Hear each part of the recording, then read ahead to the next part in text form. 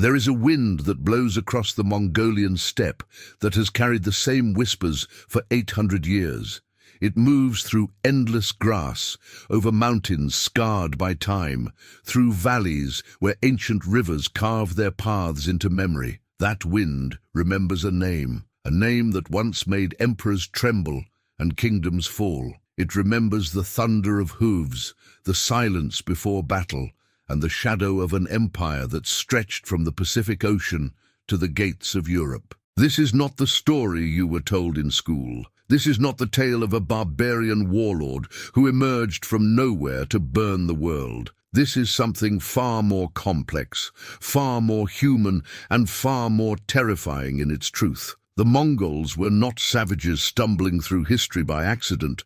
They were engineers of conquest, architects of the largest contiguous empire the world has ever known. They were survivors who transformed brutality into precision, chaos into order, and tribal warfare into global domination. Before there was an empire, there was only the steppe, vast, unforgiving, and beautiful in its cruelty. The tribes who lived there knew hunger, betrayal, and violence as constants. They knew that survival was earned through blood and cunning. And in this furnace of desperation, a boy was born who would reshape the very meaning of power. His name was Temujin, but the world would come to know him by another name, a title that would echo through centuries: Genghis Khan. What you are about to discover is not legend. It is history stripped of myth and examined under the harsh light of truth. It is the story of how one man unified warring tribes into an unstoppable force. It is the tale of military genius, psychological warfare, and a legal code that brought order to chaos. It is the rise and fall of an empire that connected East and West, destroyed kingdoms, and created the foundation for the modern world. The wind still blows across the steppe, and if you listen closely, you can still hear the sound of history being written in thunder. Before we dive deeper into this journey through history, take a moment to support the channel. Hit the like button, subscribe, and tell me in the comments where in the world you're watching from, your city, your homeland. Let's see how far the Mongol Empire reaches today. The Mongolian plateau in the 12th century was a graveyard of ambitions. It was a place where survival meant more than finding food or shelter.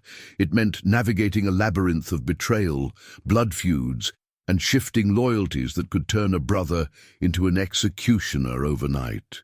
This was not a world of nations or kingdoms. It was a fragmented chaos of tribes: Merkits, Tatars, Karaites, Naimans, Taichiut, and dozens more, each locked in an eternal struggle for dominance over grasslands that offered both life and death in equal measure. The steppe was ruled by no one and everyone. Clans rose and fell with the seasons.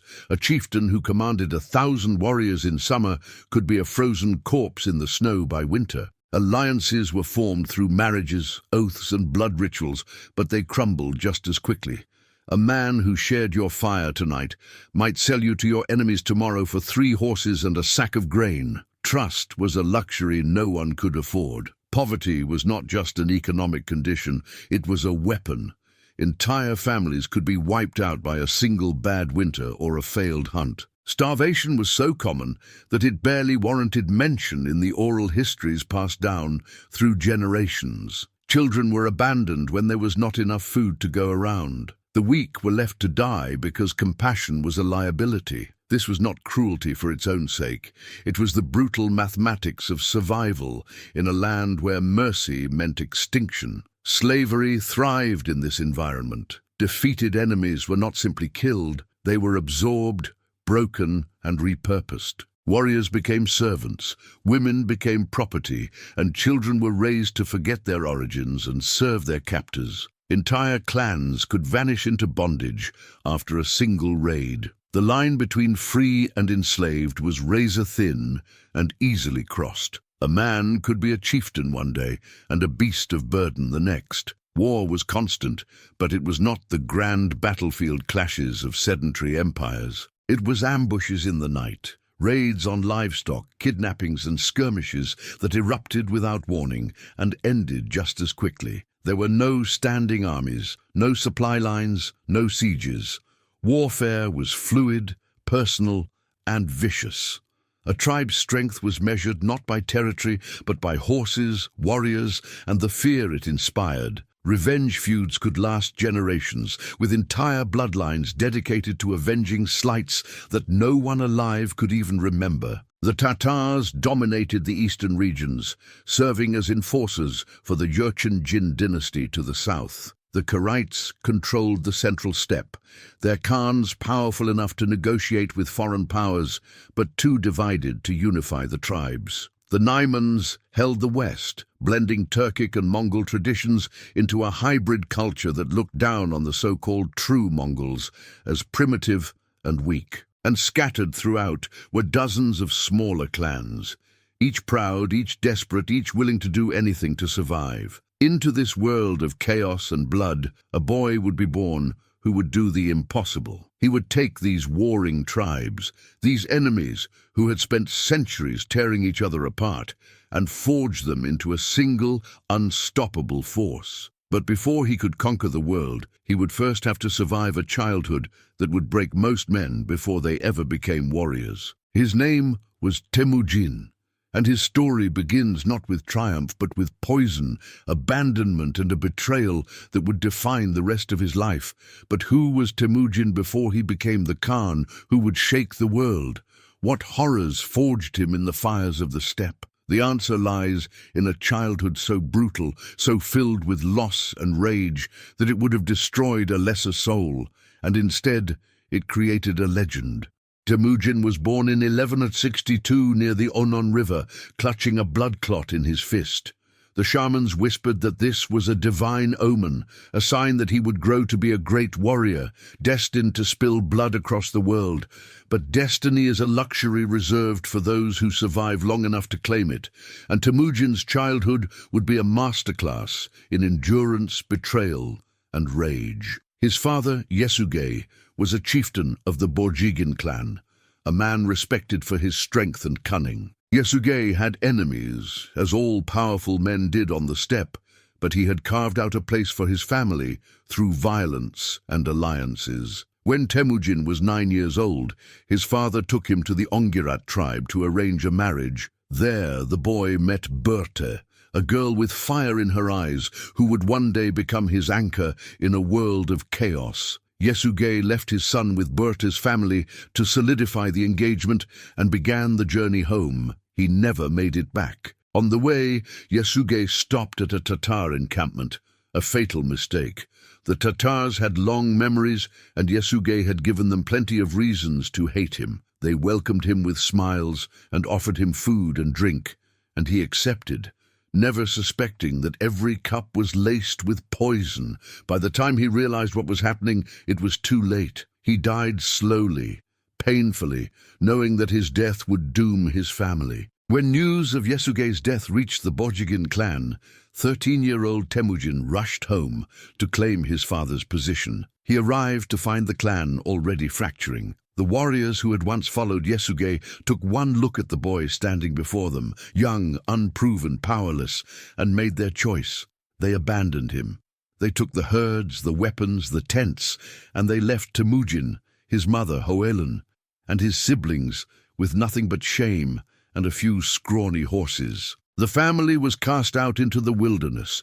They survived on wild plants, fish, and whatever small game they could catch. Hoelun became both mother and warrior, teaching her children to fight, to endure, to never surrender. But survival came at a cost. Temujin's younger brother once stole food from him, and Temujin killed him for it. It was not cruelty, it was the brutal logic of the steppe, where mercy could mean starvation. The rival Taichiud clan saw Temujin as a threat even in his weakness. They hunted him, captured him, and enslaved him. They locked him in a wooden collar called a kangawe and paraded him as a warning to anyone who might challenge their authority. But Temujin refused to break. One night, during a festival when his captors were drunk and distracted, he struck his guard with the kangawe still around his neck and escaped into the darkness. He hid in a river, breathing through reeds, while his enemies searched for him with torches. When they finally gave up, he crawled out of the water and found shelter with a family who risked everything to hide him. He never forgot who helped him, and he never forgot who betrayed him. Years passed, and Temujin slowly rebuilt his strength. He gathered followers, outcasts, exiles, men who had nothing to lose and everything to gain. He formed alliances with powerful leaders like Togril, the Khan of the Khwarezm, who had once been his father's ally. And when he turned 17, he returned to the Onghirat tribe to claim Börte as his wife. She joined him without hesitation, binding her fate to his. But happiness on the steppe was always temporary. Shortly after their marriage, the Merkits, a tribe with their own blood feud against Yesugei, raided Temujin's camp in the dead of night. They were not interested in horses or livestock. They wanted revenge. They took Börte. Temujin's world shattered. The woman he loved, the one person who had chosen to stand beside him, was gone, dragged away into captivity to be enslaved and violated by his enemies. For most men, this would have been the end, but Temujin was not most men. He swallowed his grief, turned it into fuel, and began planning a war. He called upon Togril and his childhood friend Jamuka, gathering warriors from multiple tribes. He studied the Merkits, learned their movements, identified their weaknesses, and when he was ready, he struck with a precision and ferocity that left no room for mercy. The Merkits were annihilated.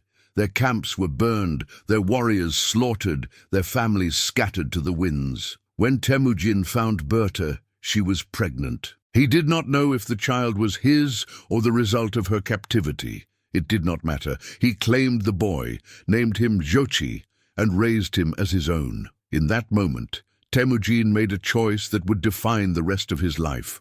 Loyalty and strength mattered more than blood. The raid that rescued Börte did more than reunite a husband and wife. It announced to the steppe that Temujin was no longer a victim. He was a force, and he was just getting started. Temujin had proven he could fight. He had proven he could survive. But surviving was not enough. To unite the warring tribes of Mongolia, he would need to do something no man had ever done before: build a nation from enemies, create loyalty from chaos, and transform a collection of fractured clans into an empire that would conquer the world. And to do that, he would need to become something more than a warrior. He would need to become a Khan. The steppe had never seen anything like what Temujin was building. For centuries, tribal leaders had risen to power through bloodlines. Sons inherited their father's positions regardless of competence, and noble birth determined a man's worth more than his ability to lead or fight.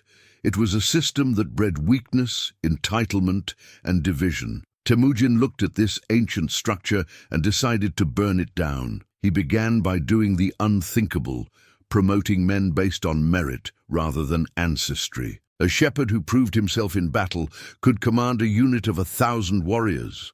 A former slave who demonstrated loyalty and tactical brilliance could sit at war councils alongside chieftains. Temujin did not care where a man came from. He cared only about what that man could do. This was not charity or idealism, it was cold pragmatism. The strongest warriors, the sharpest minds, and the most loyal followers rose to the top, regardless of their origins. This meritocratic system shattered traditional power structures.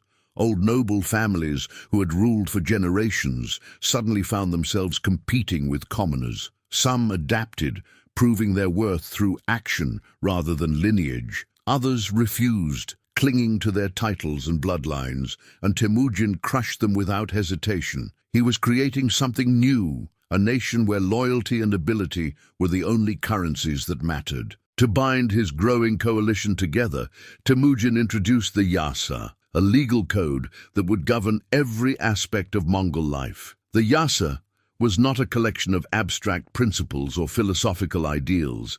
It was a brutal, practical set of rules designed to eliminate chaos and enforce discipline. Theft was punishable by death. Betrayal meant execution not just for the traitor, but for his entire family. Desertion in battle was unforgivable. But the Yassa also protected the weak.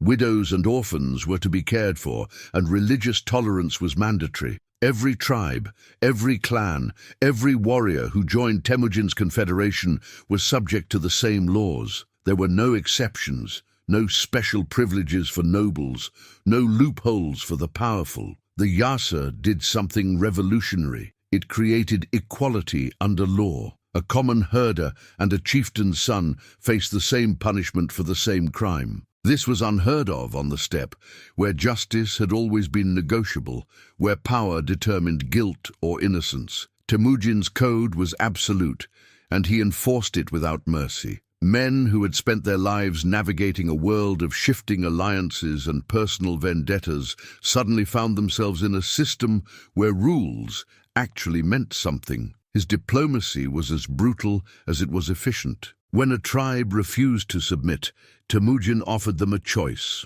join voluntarily and be treated as equals, or resist and face annihilation. Those who surrendered were absorbed into his growing army, their warriors integrated into Mongol units, their leaders given positions based on their abilities. Those who fought were destroyed so completely that other tribes learned to surrender rather than face the same fate. This was not mindless slaughter. It was calculated terror designed to minimize resistance. What set Temujin apart from every conqueror before him was his willingness to incorporate defeated enemies into his own forces. Other leaders killed or enslaved their conquered foes. Temujin recruited them. A warrior who had fought against him one day could be fighting beside him the next, provided he swore loyalty and proved his worth. This was not forgiveness. It was pragmatism. Temujin needed soldiers, and he did not care if they had once been his enemies, as long as they were now his weapons. This policy had a profound psychological effect. Men who expected death or slavery instead found opportunity. Former enemies became some of his most devoted followers because Temujin gave them something they had never had before: a chance to rise based on their own merit rather than their birth. He was building an army of believers, not conscripts. The warriors who followed Temujin did not fight for tribal glory or family honor. They fought because he offered them something tangible: loyalty rewarded with loyalty, justice enforced through law, and success shared through plunder. When a campaign succeeded, the spoils were distributed fairly, with every warrior receiving his share based on his contribution. Temujin did not hoard wealth or favor his relatives. He understood that an army fights hardest when every soldier knows he will be rewarded for his efforts. By 1206, after 2 decades of warfare, diplomacy, and relentless unification, Temujin had accomplished what every leader before him had failed to achieve.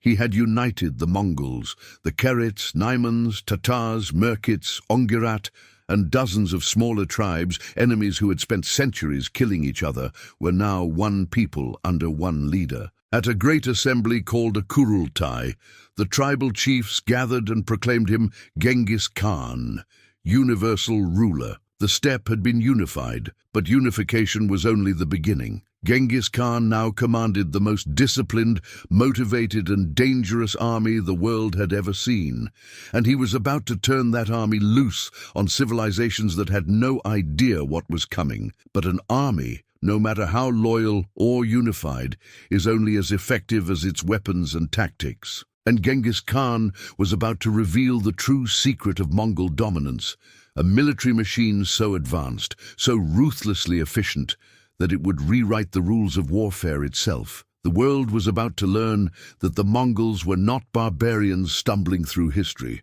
They were engineers of conquest, and their training had just begun. The Mongol warrior was not born on the battlefield. He was forged from infancy in the crucible of the steppe. Before a boy could walk, he was placed on a horse. Before he could speak full sentences, he was taught to ride using only his knees, keeping his hands free for weapons.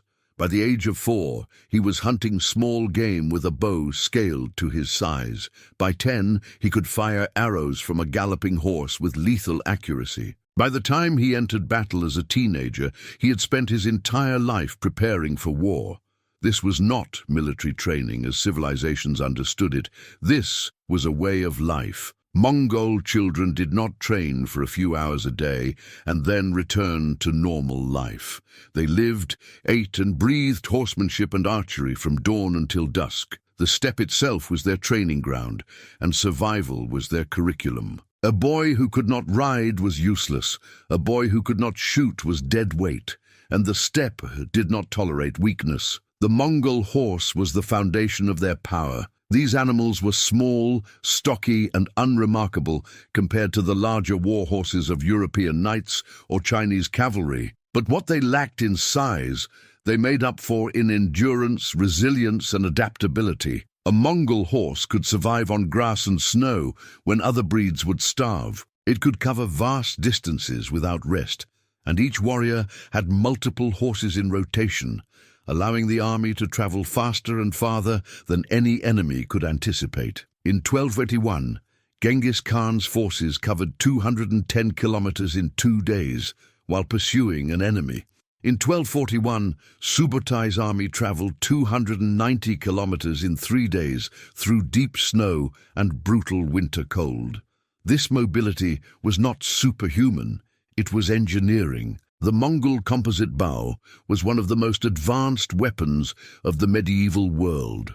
Unlike the simple wooden longbows used by most armies, the Mongol bow was constructed from layers of wood, horn and sinew, glued together and reinforced. This design allowed it to store and release more energy with less physical effort, making it faster, more accurate, and capable of penetrating armor at distances that shocked their enemies. The Mongol bow was more powerful than the English longbow that would later devastate French knights during the 100 Years' War. And unlike the longbow, which required years of training to master and immense upper body strength to draw, the composite bow could be fired rapidly from horseback by warriors trained since childhood. Communication on the battlefield was executed with ruthless precision. The Mongols used flags, signals, and a relay system of mounted messengers to coordinate movements across vast distances. Commanders could send orders to units miles away and receive updates in real time.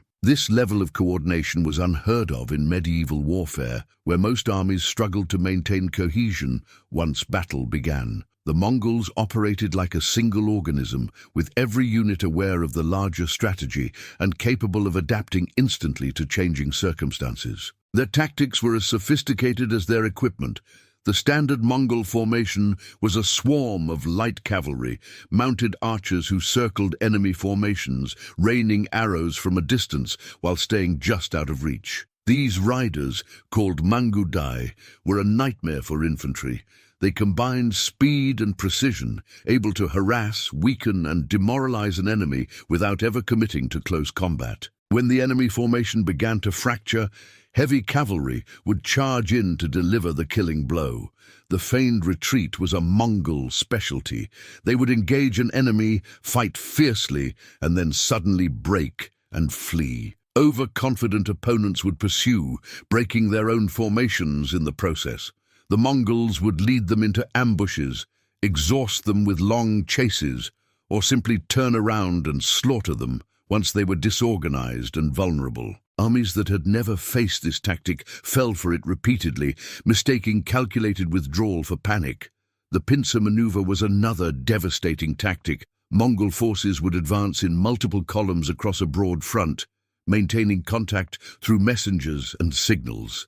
When they located the enemy, these columns would converge from multiple directions simultaneously, encircling and crushing their opponents. This required extraordinary coordination and discipline, qualities that most medieval armies lacked, but the Mongols had perfected. Speed was the ultimate weapon. The Mongols moved faster than rumors, faster than warnings, faster than reinforcements. They struck before enemies could prepare, before cities could organize defenses, before alliances could form. By the time a kingdom realized it was under attack, Mongol forces were already deep inside its territory, destroying armies and capturing cities. This speed was not recklessness, it was calculated strategy. The Mongols gathered intelligence for months before launching campaigns, mapping terrain, identifying supply lines, and infiltrating enemy courts with spies. When they finally attacked, Every move was planned, every target chosen, every contingency prepared. What terrified their enemies most was the realization that they were not facing barbarians. The Mongols were engineers of war, masters of logistics, and tacticians who operated with a level of sophistication that rivaled and often surpassed the most advanced civilizations of their time. They did not win through savagery or numbers. They won through discipline, innovation, and an absolute refusal to fight on anyone's terms but their own. But the Mongol war machine was more than just cavalry and bows. Hidden within their ranks were weapons and technologies that would shock the medieval world. Siege engines that could topple the mightiest fortresses, incendiary devices that burned cities to ash, and psychological tactics so brutal that entire kingdoms surrendered without a fight. The true scope of Mongol innovation was about to be revealed, and nothing would ever be the same. The Mongols understood something that most conquerors did not. Conquest required more than courage and cavalry. When Genghis Khan turned his attention toward the walled cities of China, he faced a problem that had plagued steppe warriors for centuries. The Mongols were masters of open-field combat, but fortified cities were a different challenge entirely. Walls did not break under arrows, and courage alone could not breach gates reinforced with iron. So Genghis Khan did what separated him from every tribal leader before him. He adapted. He conscripted Chinese engineers. When Mongol forces captured cities, they did not simply kill or enslave the populations. They identified skilled artisans, mathematicians, and siege specialists, and they put them to work. These engineers brought with them centuries of accumulated knowledge, blueprints for trebuchets, counterweight catapults, and battering rams that could reduce stone walls to rubble. The Mongols absorbed this technology, refined it, and turned it into a weapon system that would make them unstoppable. Siege warfare became a science. Mongol armies traveled with mobile siege workshops staffed by Chinese, Persian, and later European engineers. These teams could construct massive trebuchets on site, capable of hurling stones weighing hundreds of pounds over defensive walls. They built mantlets, mobile wooden shields that protected advancing troops from arrows and boiling oil. They designed siege towers that allowed warriors to scale walls while undercover. What had once been the Mongols' greatest weakness became one of their most terrifying strengths. Gunpowder technology was another Chinese innovation the Mongols weaponized. Early forms of explosives and incendiary devices were used to devastating effect. Firebombs, ceramic containers filled with flammable liquids and shrapnel were launched into cities, igniting wooden structures and creating chaos. Smoke bombs disoriented defenders and concealed Mongol movements during assaults.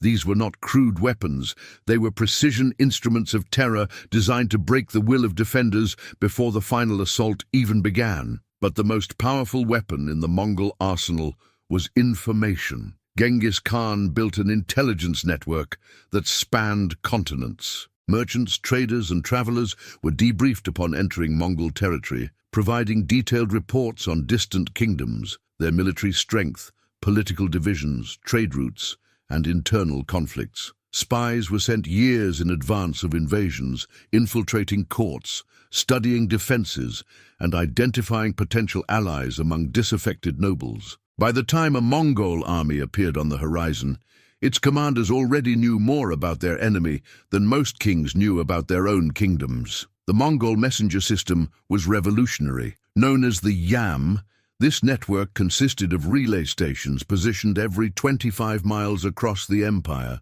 Riders carried messages between stations, switching to fresh horses at each stop, allowing critical intelligence to travel at speeds that seemed impossible to medieval observers. A message could travel from the western edge of the empire to Karakorum in weeks, a journey that would take a merchant caravan months. This communication network gave Genghis Khan something no other ruler possessed: real-time awareness of events across his entire domain.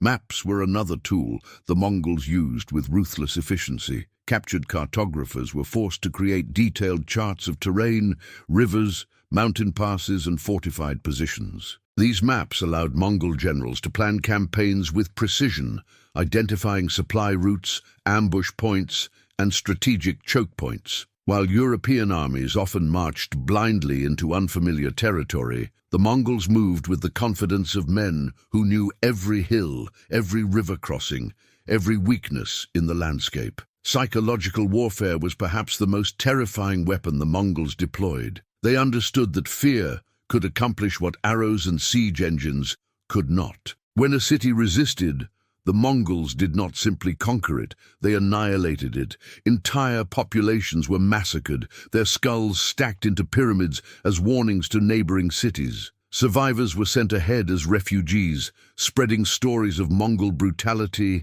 and inevitability. The message was clear: surrender and live under tribute, or resist and cease to exist. But the Mongols also understood the value of calculated mercy. Cities that surrendered without resistance were spared, their inhabitants allowed to continue their lives under Mongol rule. This created a perverse incentive structure. Resistance meant death, cooperation meant survival. As Mongol armies advanced, city after city chose surrender over destruction. The reputation of the Mongols became a weapon in itself, conquering kingdoms before a single arrow was fired. This was not random savagery. It was engineered terror, designed to maximize efficiency and minimize casualties on the Mongol side. Every massacre, every act of brutality, every display of overwhelming force served a strategic purpose: to break the will of future enemies and make conquest easier. The Mongols did not fight for glory or honor. They fought to win, and they used every tool at their disposal: technology, intelligence, psychology, and fear to achieve that goal. By the time Genghis Khan's armies crossed into foreign territories, they were not just warriors. They were a fully integrated military-industrial complex. They combined the mobility of steppe cavalry with the siege technology of China, the administrative systems of conquered kingdoms, and an intelligence network that spanned the known world. They were not barbarians stumbling through history.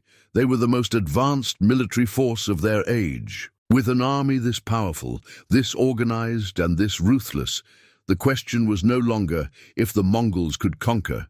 It was how far they would go. And as Genghis Khan turned his gaze toward the great empires of the world, kingdoms that had stood for centuries were about to learn that walls, armies, and prayers would not save them. The storm was coming, and nothing could stop it.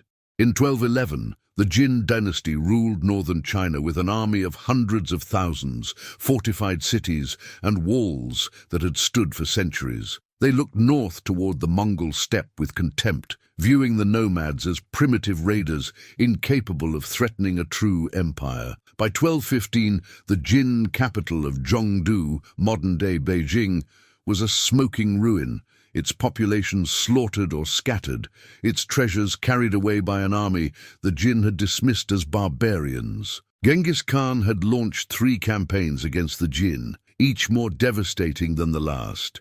His armies smashed Jin forces numbering in the hundreds of thousands, broke through the supposedly impregnable Juyong Pass, and pillaged the entire northern region of Hebei and Shanxi.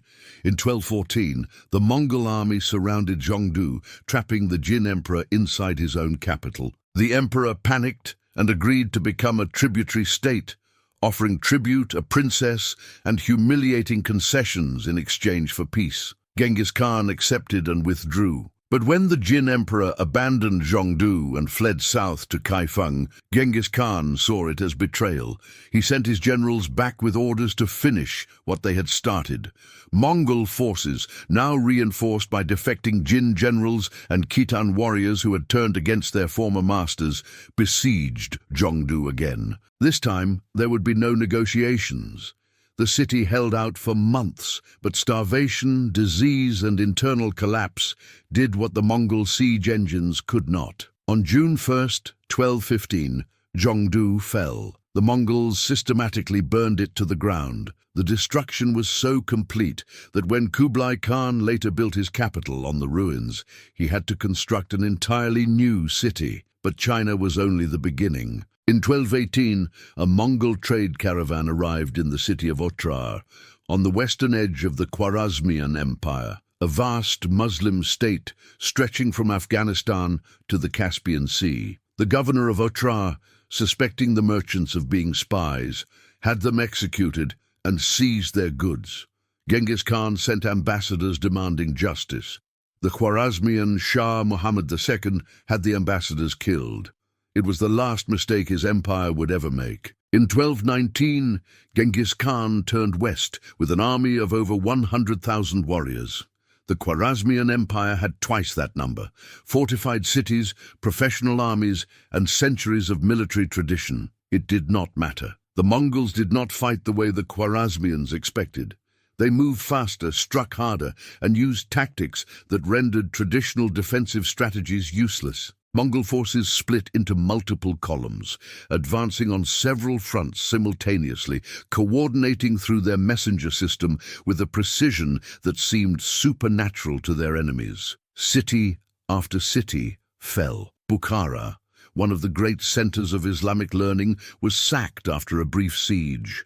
Its libraries burned, its mosques were converted into stables, and its population was enslaved or killed. Genghis Khan stood in the ruins and told the survivors that he was the flail of God, sent to punish them for their sins. It was psychological warfare dressed as divine judgment. Then came Samarkand, one of the wealthiest and most beautiful cities in the world, protected by massive walls and defended by a garrison of over 100,000 soldiers. The Mongols surrounded it with a force less than half that size. They used captured civilians as human shields, forcing them to fill in the moat surrounding the walls.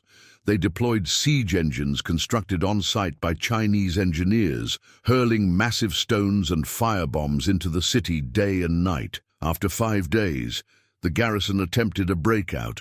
The Mongols slaughtered them in the open field. The city surrendered.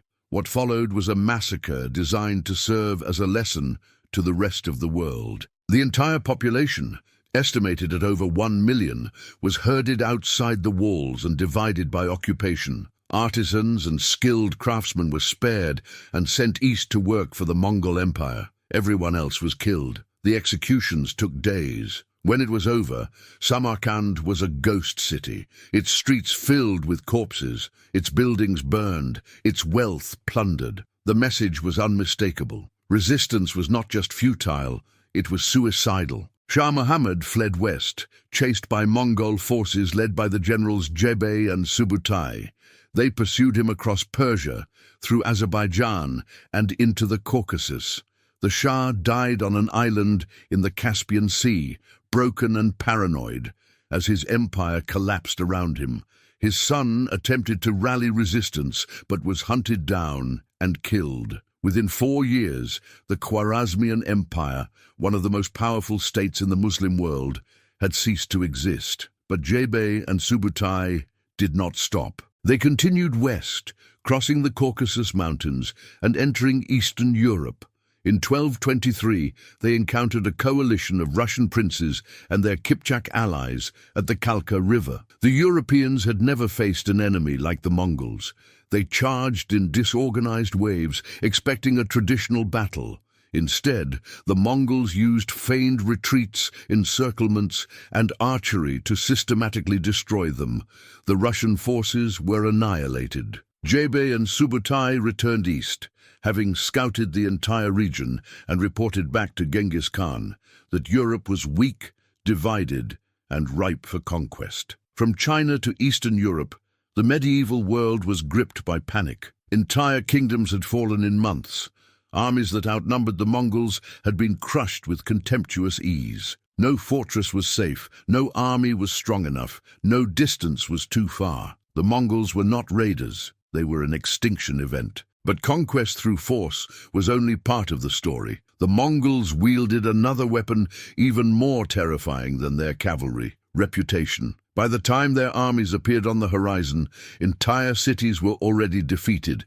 paralyzed by fear and the knowledge that resistance meant obliteration. How did the Mongols turn terror into a tool more powerful than any sword? The answer lies in the psychology of conquest, where the mere whisper of their approach was enough to topple kingdoms.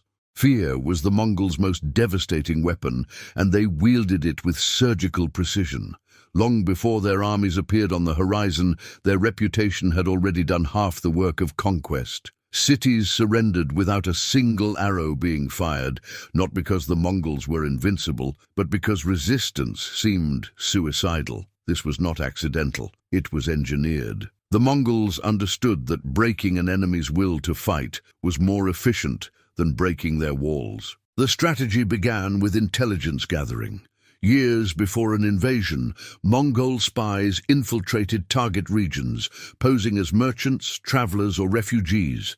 They mapped defenses, identified political factions, and recruited informants from within enemy territories. They planted seeds of discord among local rulers, spreading rumors of Mongol invincibility and exaggerating the size and brutality of their forces. By the time the Mongol army arrived, the enemy's morale was already fractured, their alliances unstable, and their confidence shattered. Genghis Khan employed tactics designed to make his army appear larger and more terrifying than it actually was. During night operations, he ordered every soldier to light 3 torches, creating the illusion of a massive force camped just beyond sight. He tied branches to the tails of horses so that when they rode across dry plains, they kicked up enormous dust clouds that made reconnaissance reports wildly overestimate Mongol numbers. His archers used specially carved arrows that whistled as they flew, creating a sound so unnerving that enemies panicked before the projectiles even landed. But illusions alone were not enough. The Mongols backed their psychological warfare with calculated acts of extreme violence designed to serve as lessons. When a city resisted, the massacre that followed was not random savagery.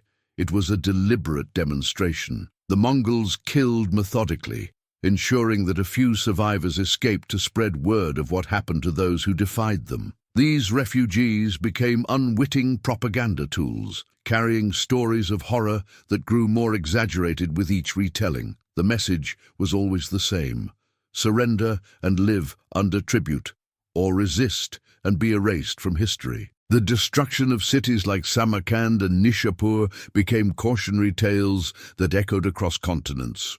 When word spread that the Mongols had killed over 1 million people in Samarkand, neighboring cities did not fact-check the number, they surrendered. When rumors circulated that the Mongols catapulted severed heads into besieged cities or built pyramids from the skulls of the defeated, whether exaggerated or not, the effect was the same: terror that paralyzed resistance. The Mongols did not need to destroy every city.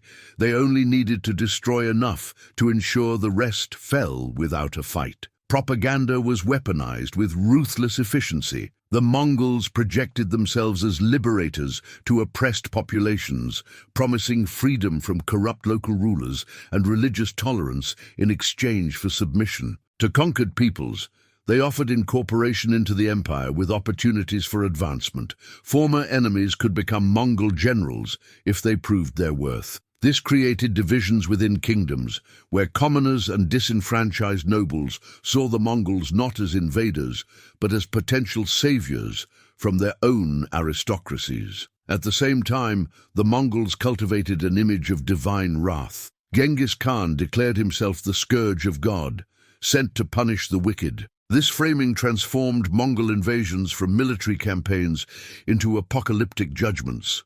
Cities that resisted were not just defeated, they were condemned. This psychological framing made surrender seem not like cowardice, but like acceptance of fate, while resistance became not just futile, but blasphemous. The Mongols also exploited their enemies' ignorance. European kingdoms and Muslim empires had never encountered an army like this, one that moved faster than messengers, coordinated across impossible distances, and fought with tactics that defied conventional military doctrine. The mystery itself became a weapon. Enemies did not understand how the Mongols communicated, how they moved so quickly, or how they seemed to know everything about their opponents while remaining inscrutable themselves. This information asymmetry created paranoia and desperation.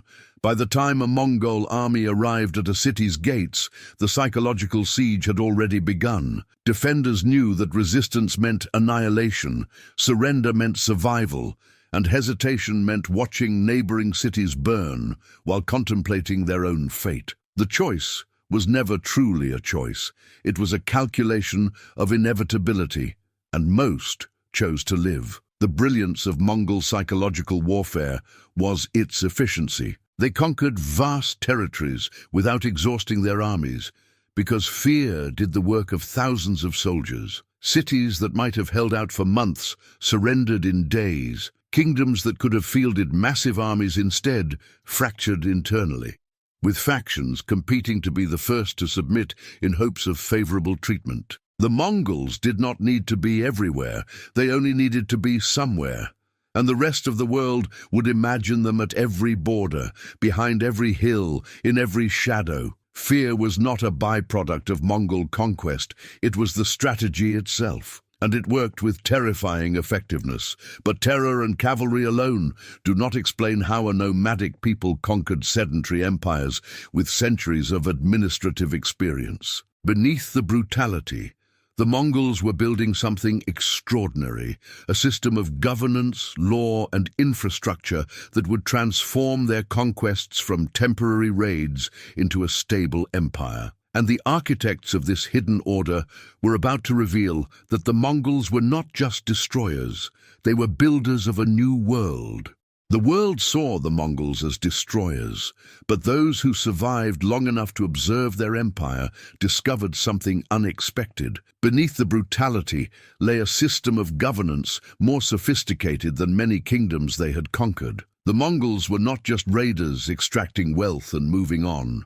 They were empire builders, and their most powerful tool was not the sword, but the law. The Yassa was the foundation of that empire. It was a legal code unlike anything the medieval world had seen, a set of laws that applied to everyone equally, from the lowliest herder to the Khan himself. The Yassa aimed at three core principles: absolute obedience to Genghis Khan, the unification of nomadic clans under a single legal framework, and the merciless punishment of wrongdoing. It concerned itself with people and conduct, not property disputes. A man was not judged guilty unless he confessed or was caught in the act, an early form of presumption of innocence that was radical for its time. The laws were severe. Theft was punishable by death. Desertion from the army meant execution not only for the deserter, but for anyone who sheltered him. Adultery, lying in the presence of the Khan, and withholding information from authorities were capital crimes. Even minor infractions carried harsh penalties. A soldier who failed to pick up something dropped by the man in front of him could be executed for negligence. The message was clear. Discipline was absolute, and deviation was intolerable. But the Yassa was not simply a tool of oppression.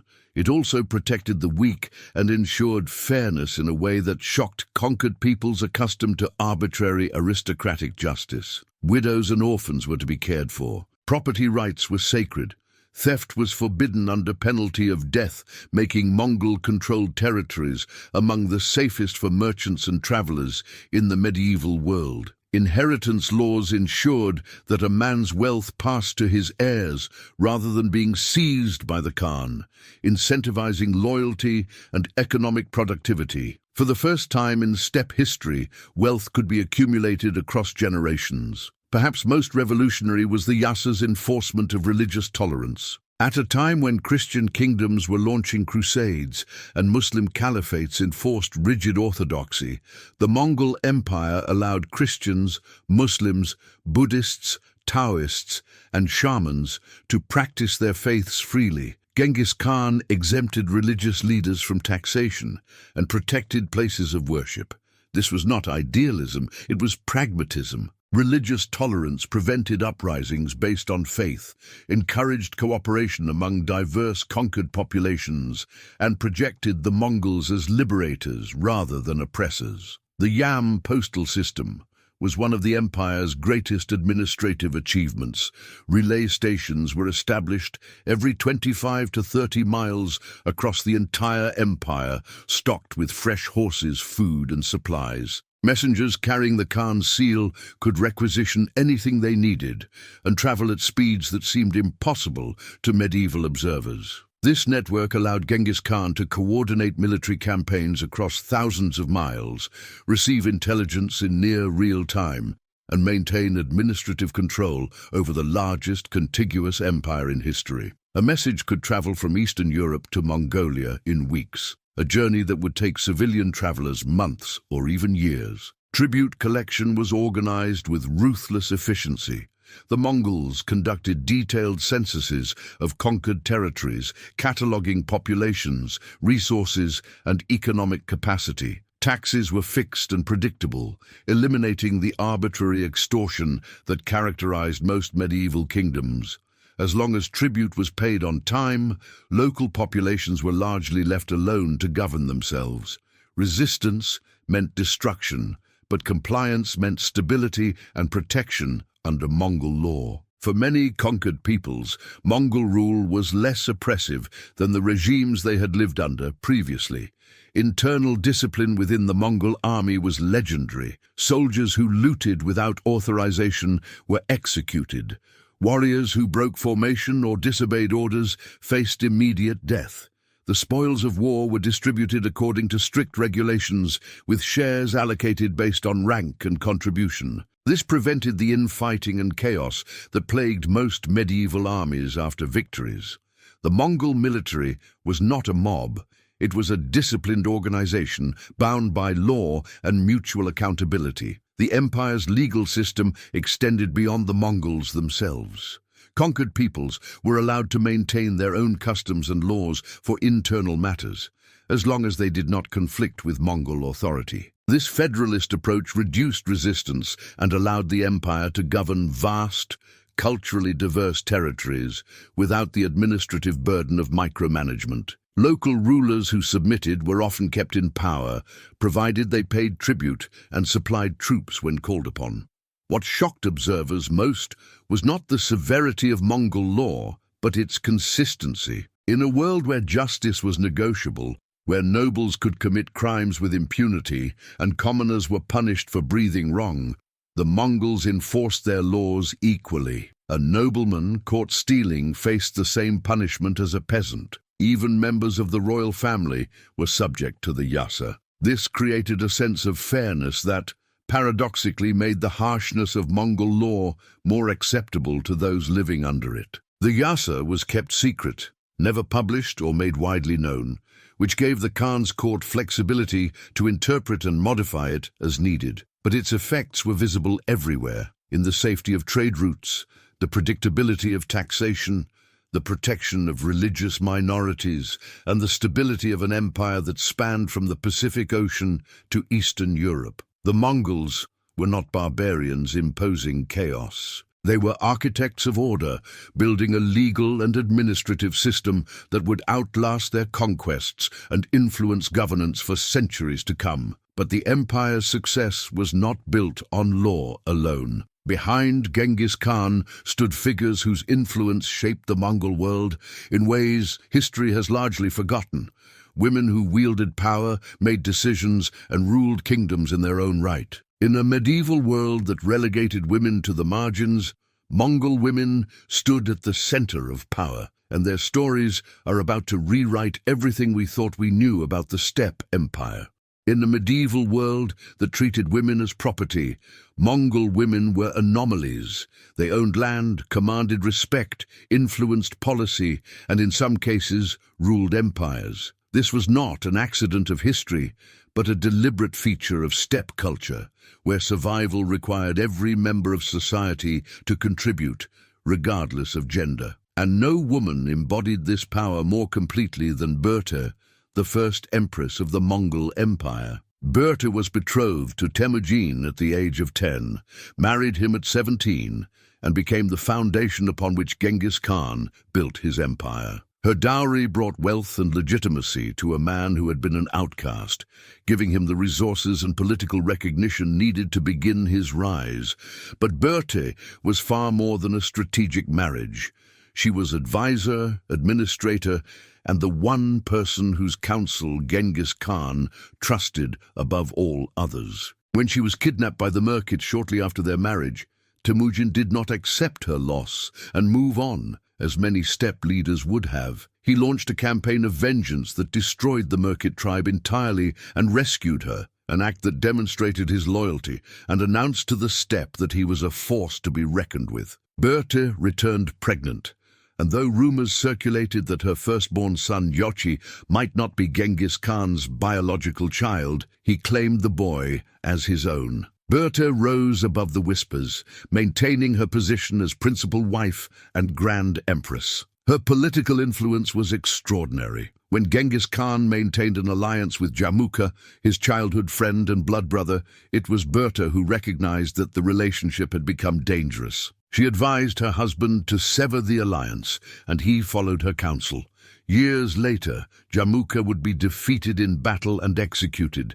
Börte's foresight had likely saved Genghis Khan's life. She also confronted spiritual authority when it threatened the Khan's power. Tengri, a shaman who had predicted Genghis Khan's rise, believed his prophecy entitled him to special treatment. When he publicly insulted Temujin's brother Temuge, Börte demanded that the shaman be punished. Genghis Khan, respecting his wife's judgment, had the shaman killed. It was a pivotal moment. Börte had reinforced the Khan's authority and demonstrated that no one, not even spiritual leaders, was above accountability. Börte managed vast territories while Genghis Khan campaigned abroad.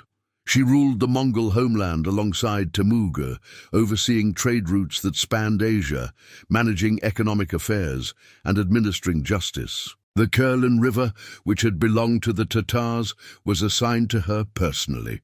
She controlled resources, advised merchants and officials, and maintained the stability of the empire's core while its armies conquered distant lands.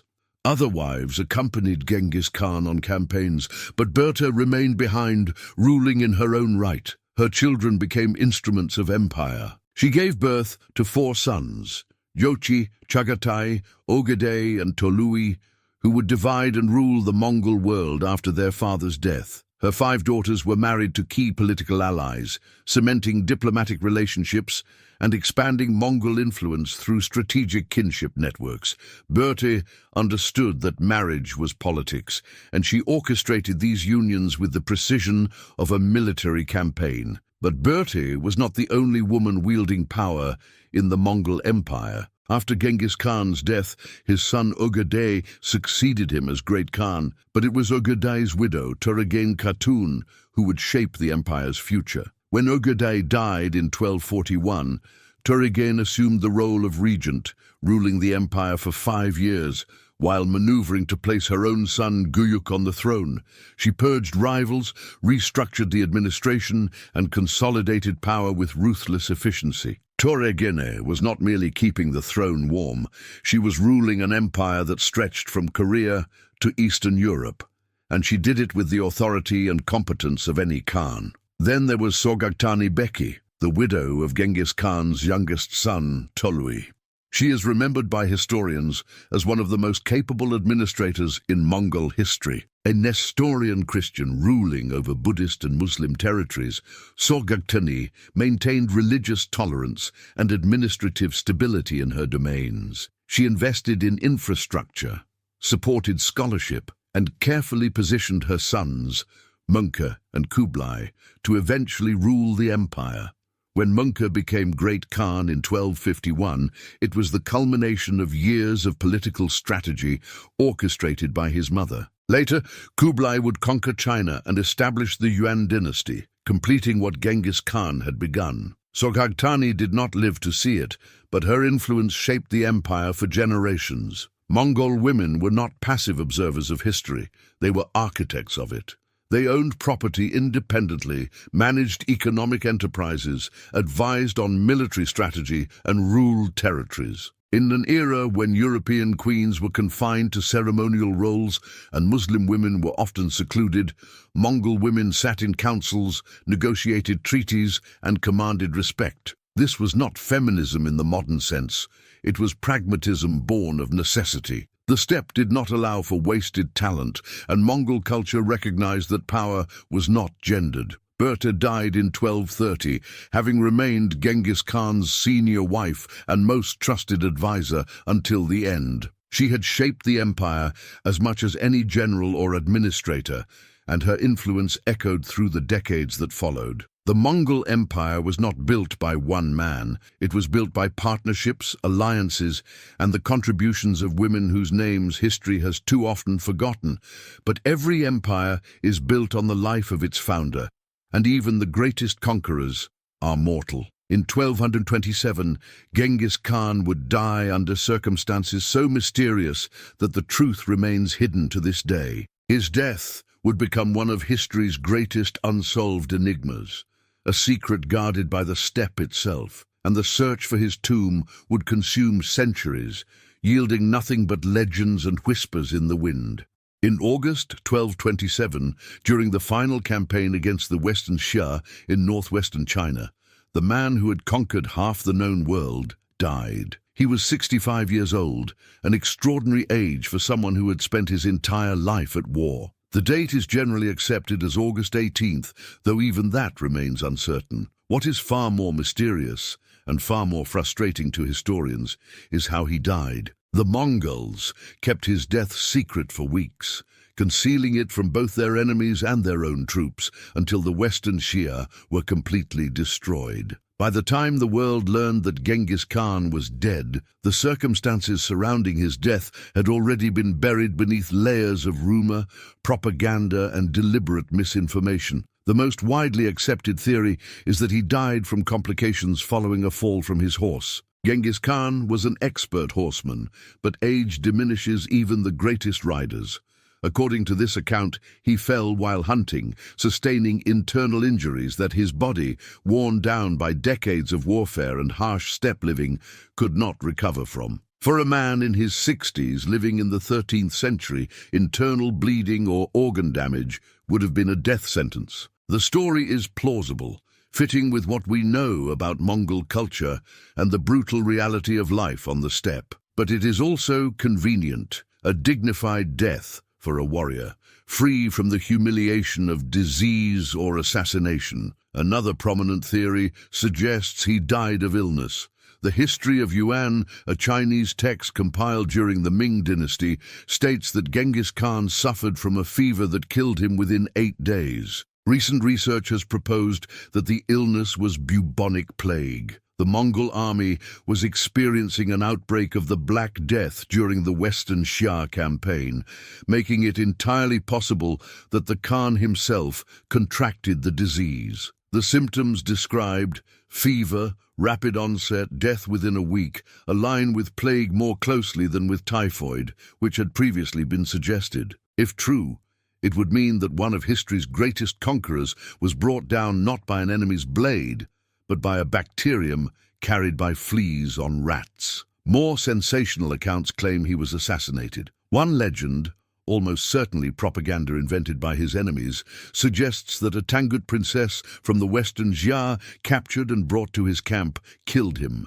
Some versions claim she stabbed him, others that she castrated him, causing him to bleed to death. This story was likely spread by Persian and Chinese sources seeking to humiliate Genghis Khan's memory, turning the invincible conqueror into a victim of treachery and lust. There is no credible evidence supporting this tale, and it reeks of the kind of exaggeration and myth-making that surrounds legendary figures. Another theory proposes that he died from battle wounds. Genghis Khan led from the front, a practice that had nearly gotten him killed several times throughout his life. According to some accounts, he was struck by an arrow during the Western Xia campaign, and the wound became infected. Infection was a common killer in medieval warfare, turning minor injuries into death sentences. But Mongol sources avoided mentioning battle wounds inflicted on their leader, preferring to preserve his image as an unstoppable force. If he had died from an arrow wound,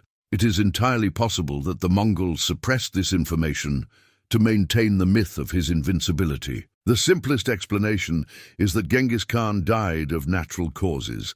He was 65 years old, had lived a life of constant physical strain, poor nutrition, exposure to harsh climates, and relentless stress. His body had survived poisonings, enslavement, countless battles, and decades of campaigning across deserts, mountains, and frozen steppes. That he lived as long as he did is remarkable. That he eventually succumbed to age-related complications is not. But natural causes make for an unsatisfying end to a legend, so the world has spent centuries inventing more dramatic alternatives. The truth is that we will never know for certain how Genghis Khan died. The Mongols deliberately concealed the details, both to prevent their enemies from exploiting the power vacuum and to protect his legacy. Written records are fragmentary, contradictory, and often written by people who had never met him and had every reason to distort the truth. The uncertainty itself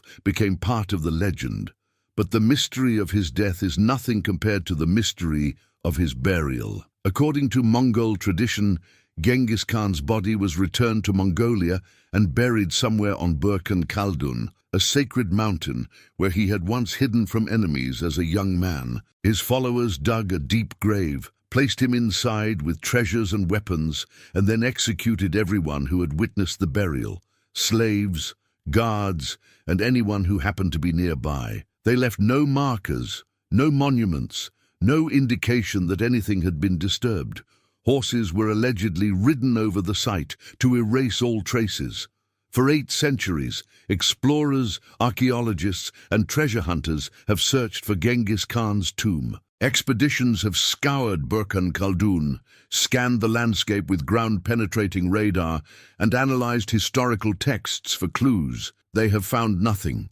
The tomb, if it exists, remains hidden beneath the Mongolian wilderness, guarded by time, terrain, and the meticulous secrecy of a people who understood that some mysteries should never be solved. Genghis Khan's death became part of his mythology. He disappeared into legend, the same way he had emerged from obscurity, surrounded by whispers, fear, and the knowledge that the truth was buried too deep for anyone to uncover. But death, as it turned out, was not the end of the Mongol Empire. It was a transformation. In the decades that followed, Genghis Khan's heirs would expand the empire beyond even his wildest ambitions, creating the largest contiguous land empire in human history. Under his successors, the Mongol world would reach its absolute zenith, connecting east and west in ways that would reshape trade, culture, and the very fabric of global civilization. The storm had not ended. It had only just begun.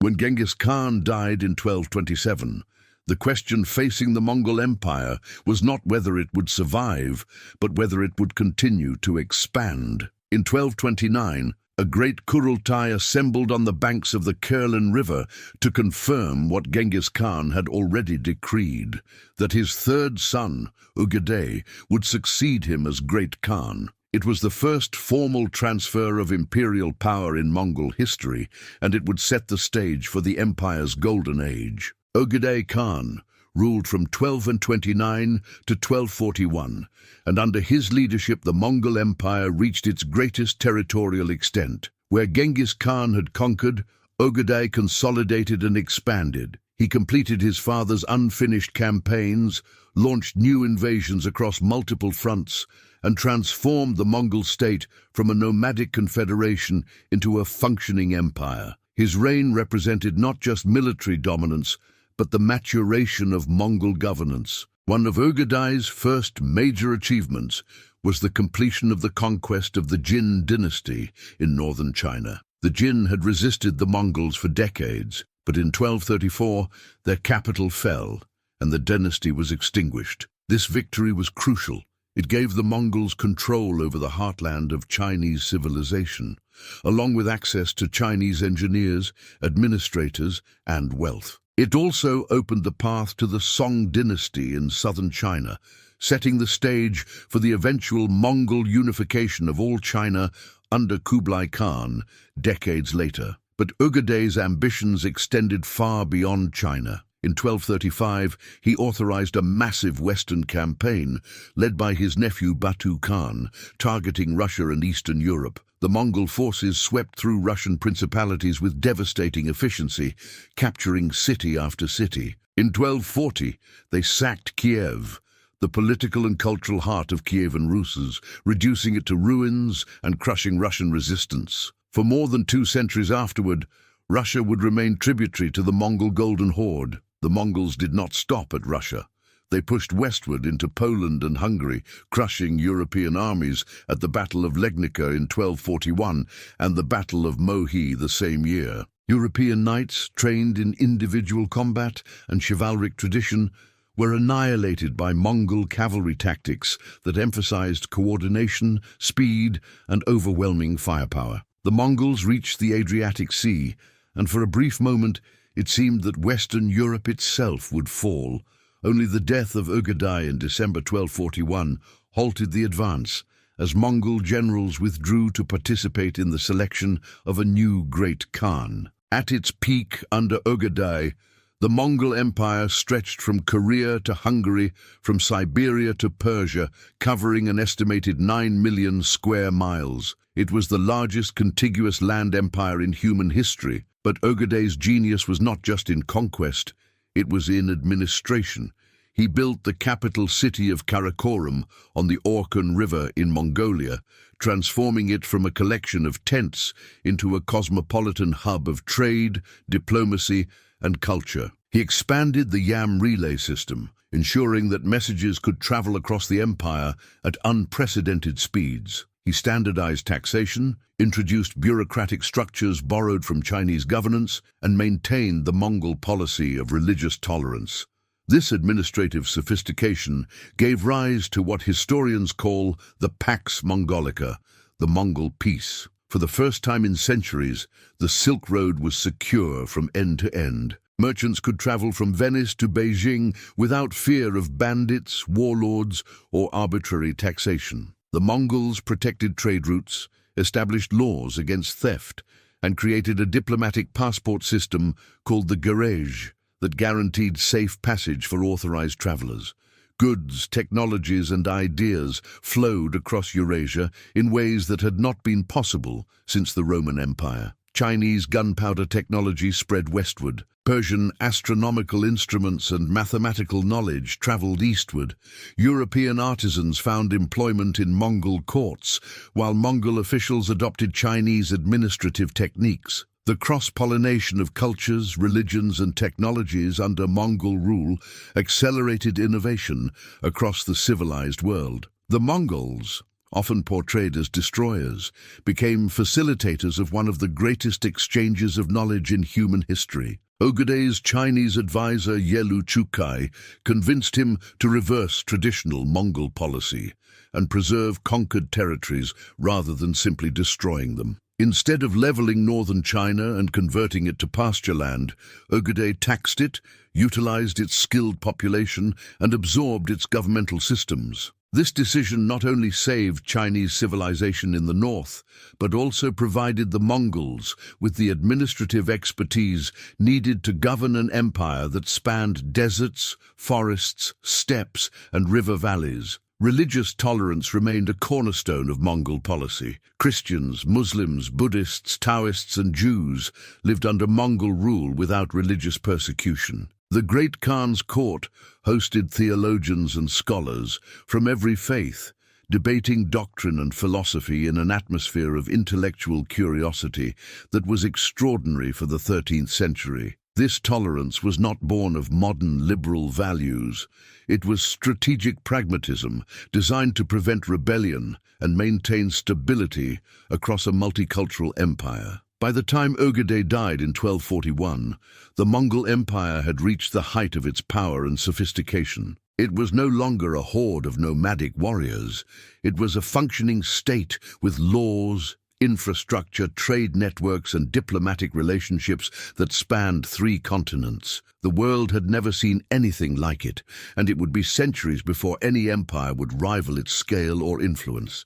But empires built by conquest are fragile, and the Mongol Empire was no exception. The same forces that had united the tribes, loyalty to a single charismatic leader, ruthless meritocracy, and shared ambition, began to fracture as Genghis Khan's descendants fought over succession. The empire that had conquered the world was about to turn its weapons on itself, and the slow, inevitable decline was about to begin. The Mongol Empire did not collapse overnight. It fractured slowly, piece by piece, as the forces that had once unified it turned inward. The seeds of decline were planted the moment Ögedei died in 1241. Without a clear succession mechanism, and with Genghis Khan's descendants spread across thousands of miles, ruling vast territories, the empire became a powder keg waiting for a spark. That spark came in 1259 when Mongol Khan, the 4th Great Khan, died while campaigning in southern China. The succession crisis that followed was catastrophic. Mongol's brothers Kublai and Arik Börte both claimed the throne, and the empire descended into civil war. Kublai, who controlled northern China and had the support of Chinese administrators and resources, ultimately prevailed, but the damage was done. Arik Börte's supporters in the Mongolian heartland never fully accepted Kublai's legitimacy, and the other branches of Genghis Khan's family, the descendants of Jochi, Chagatai, and Ögedei, saw no reason to submit to him. By 1260, the Mongol Empire had effectively split into 4 separate khanates. Kublai ruled the Yuan dynasty in China and Mongolia. Batu's descendants controlled the Golden Horde, dominating Russia and Eastern Europe. Hulagu established the Ilkhanate in Persia and the Middle East, and the Chagatai Khanate held Central Asia. These were not merely administrative divisions, they were independent states, often hostile to one another, bound by little more than a shared ancestry and fading memories of unity. The civil wars that erupted between these khanates drained resources, diverted attention, and destroyed the cohesion that had made the Mongols unstoppable. The Ilkhanate and the Golden Horde went to war over control of the Caucasus and Azerbaijan. The Yuan dynasty under Kublai focused on completing the conquest of southern China, while largely ignoring the western territories. The Chagatai Khanate descended into internal strife as rival factions fought for dominance. The Mongols, who had once turned their unified military machine against the world, were now fighting each other. External pressures accelerated the decline. The Mongols had encountered enemies who could resist them effectively. In 1260, the Mamluks of Egypt defeated the Mongols at the Battle of Ain Jalut, halting their advance into the Middle East and shattering the myth of Mongol invincibility. The Japanese repelled 2 massive Mongol invasion attempts in 1274 and 1281, aided by typhoons that destroyed the invasion fleets. In Southeast Asia, Vietnam repeatedly defeated Mongol armies, using guerrilla tactics and difficult terrain to neutralize Mongol cavalry advantages. The conquered peoples, initially cowed by Mongol brutality, began to resist as the empire weakened. In China, anti-Mongol sentiment grew as corrupt officials overtaxed the population and economic mismanagement led to hyperinflation. The Yuan dynasty's paper currency became worthless, trade collapsed, and famines became common. In 1351, a catastrophic flooding of the Yellow River displaced millions and sparked widespread rebellion. The Red Turban Rebellion, led by Chinese rebels determined to expel the Mongols, gained momentum. By 1368, the Yuan dynasty had fallen, and the Ming dynasty rose in its place. Kublai Khan's heirs fled back to the Mongolian steppes, where they established the northern Yuan, a shadow of their former power. The Ilkhanate in Persia was the first to disintegrate. Overstretched, weakened by wars with the Golden Horde and the Mamluks, and devastated by the Black Death, It collapsed in 1335. No strong successor emerged, and the region fractured into competing local dynasties. The collapse of the Ilkhanate destroyed Mongol influence in the Middle East within just a few decades. The Black Death itself played a catastrophic role in the empire's decline. The plague, which originated in Central Asia around 1331, spread along the very trade routes the Mongols had protected. The Silk Road, once a symbol of Pax Mongolica, became a highway of death. Entire regions were depopulated, economies collapsed, and the social order disintegrated. The Mongols, who relied on tribute from conquered populations, found their revenue streams drying up as millions died. The plague weakened every khanate simultaneously, accelerating fragmentation. Climate change also contributed to the empire's downfall.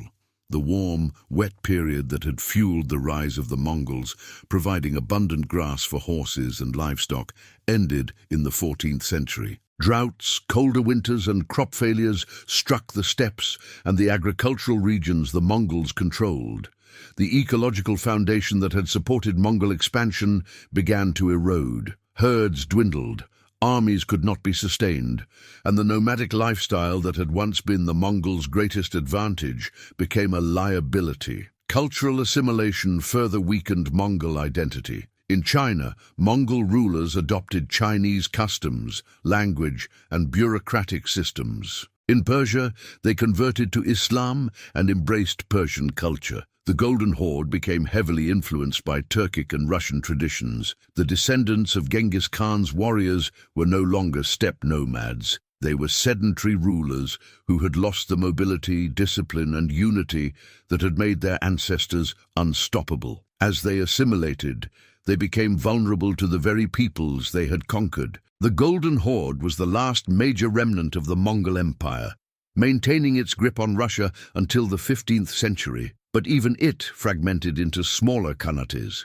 the Crimean Khanate, the Kazan Khanate, the Astrakhan Khanate, each weaker than the last. In 1480, Ivan III of Moscow refused to pay tribute, and the Mongols were too weak to enforce their demands. The Great Stand on the Ugra River marked the symbolic end of Mongol dominance over Russia. By 1502, the last remnants of the Golden Horde had been destroyed. The Chagatai Khanate lingered the longest, surviving in various forms until the late 17th century. But it was a shadow empire, insignificant on the world stage, a reminder of what had once been, rather than a force in its own right. The empire that had once stretched from the Pacific Ocean to Eastern Europe, that had united Eurasia under a single authority, had disintegrated into competing states, absorbed by the civilizations it had conquered. The Mongols had burned bright, reshaping the world through conquest,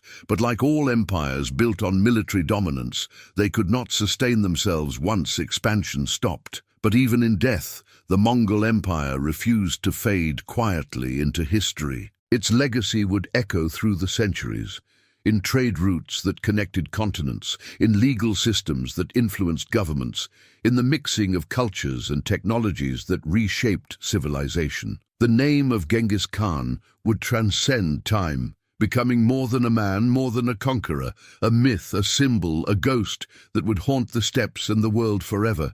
The legend of Genghis Khan refuses to fade, stretching far beyond the reach of any single empire or generation. Where once a young outcast rode beneath the open blue sky of Mongolia, now echoes a myth so large and complex that no historian, chronicler, or poet can ever fully capture its breadth. He began as Temujin, a boy shaped by poverty, betrayal, and survival, but in time, through fire and blood, he became Khan of Khans, forging unity out of chaos and creating the largest contiguous empire the world has ever known. Genghis Khan's name became synonymous with conquest and destruction, yet the depth of his legacy goes further than mere devastation. His code, the Yassa, banned torture and theft, legislated respect for teachers, healers, artisans, and religious leaders of every faith. He transformed merit into law, granting positions based on ability,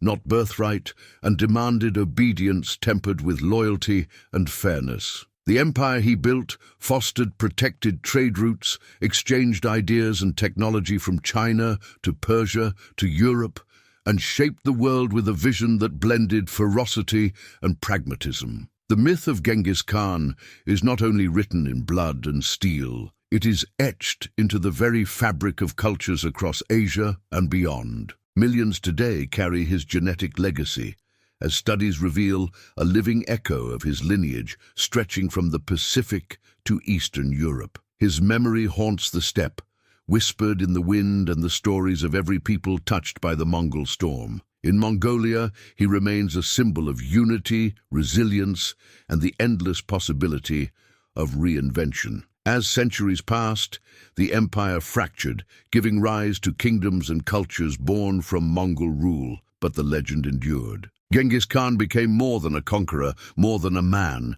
He became a force of nature, a shadow on history, and a myth that travels wherever the wind blows across the steppe. Statues rise in his honor, tales proliferate, and his words, "If you have fear, don't do it. If you do it, don't fear," still inspire those who dream beyond the horizon. And so, as long as wind stirs the grass of the eternal steppe, the name of Genghis Khan will continue to echo, an immortal reminder that legends endure, scars heal, and the spirit of the Khan rides on, woven into the soul of history itself. If this journey through the rise and fall of the greatest empire in history left you inspired, moved, or hungry for more, show your support. Hit that like button, subscribe to the channel, and drop a comment telling me which chapter resonated with you the most.